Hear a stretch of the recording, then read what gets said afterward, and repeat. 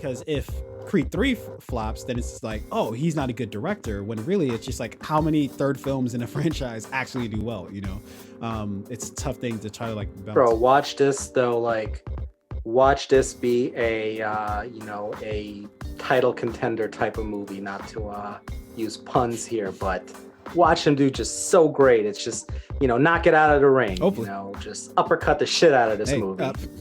Yeah, there are a lot of puns there. It's interesting, right?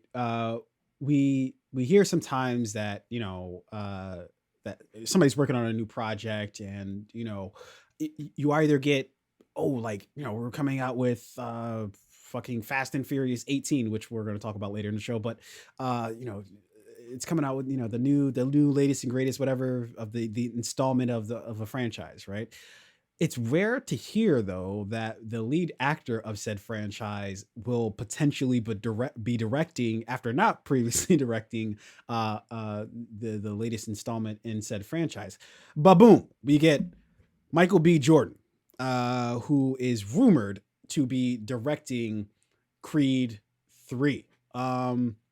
So let me read a little bit here from an article from Collider. So Creed 3 may be one step closer to securing Michael B. Jordan as a director, according to Deadline. Should Jordan officially confirm he will direct in addition to starring in Creed 3, it would mean that the actor is making his directorial debut with the new franchise installment. So this is strange news for a couple different reasons. The first being,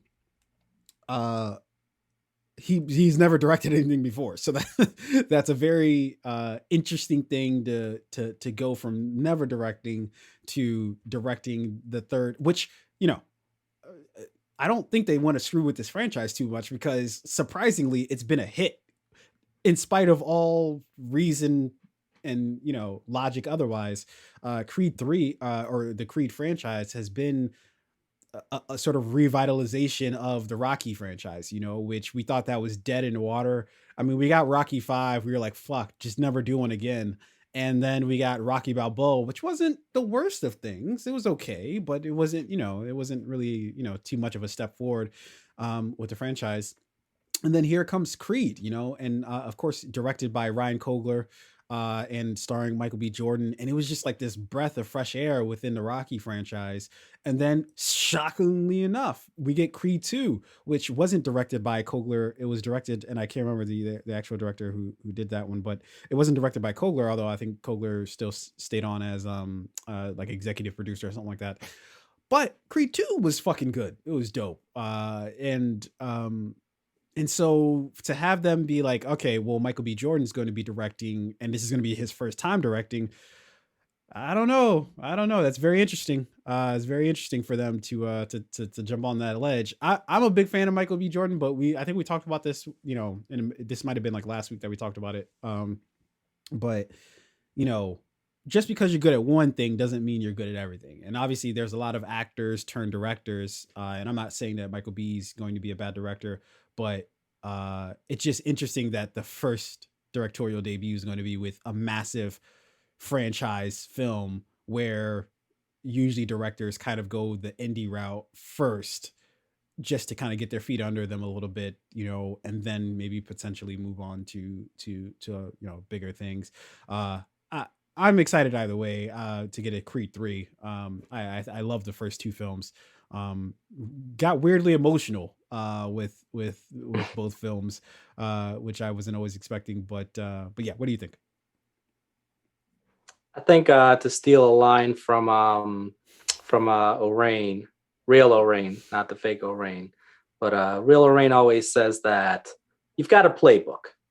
Just follow the playbook, and you'll be okay. Somebody's gonna have to be behind the camera on the chair while Michael B. Jordan is in the actual scene. There's gonna be other people involved in this. I don't think he's really going to mess it up. I think one of the other episodes that we did, I mentioned that, I don't think that Michael B. Jordan we haven't seen his peak yet. I think, he has way more to offer to the, film industry than just acting. So this is the right step, if you ask me, because he's familiar with the character, he's familiar with the story, he's been part of it. I think they're gonna probably treat him with kid gloves in this, so that way there isn't gonna be too much of a letdown. I'm excited for it. I do want to see, where the story goes. If he's going to be able to take the helm and really step into this directorial role, it should be good. I think he's got a lot to offer. It's interesting though. The original director, who was it? Ryan. Kogler. Uh, yeah. So him, having that connection there with Black Panther. I find all that interesting, how all that ended up working itself out.